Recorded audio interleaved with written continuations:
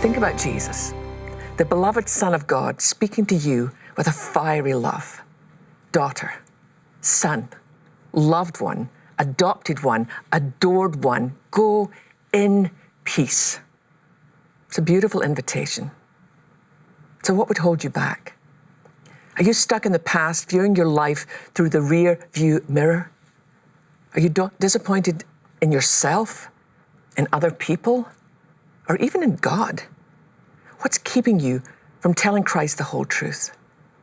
Don't allow the disappointments of yesterday to rob you of the hope right now available today. I know that we'll never understand this side of heaven, the depth of the love of God. As His precious daughters, we have a glorious invitation to trade our disappointment for the sure and certain hope we have in Christ. For years, this woman had been defined by one thing and one thing alone. She was a woman with an issue of blood. Now she would be defined differently. She would no longer be defined by an issue, but by her identity as a daughter of God. When you're a child of God, there's an identity that no one can touch.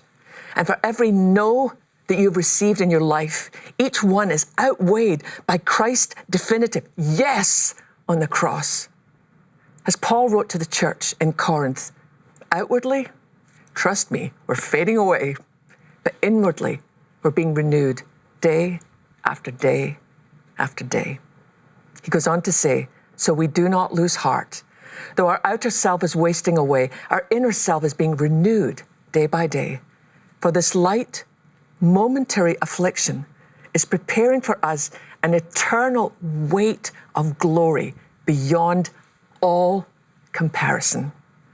When Paul wrote to the church in Rome, he put the disappointments of this life into perspective as we look to our eternal home with Christ forever.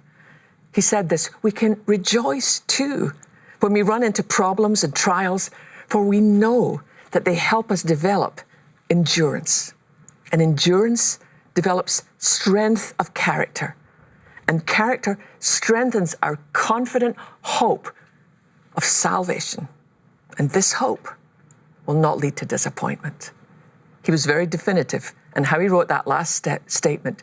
This hope will not lead to disappointment.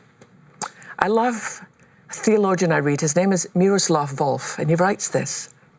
Though our bodies and souls may become ravaged, yet we continue to be God's temple.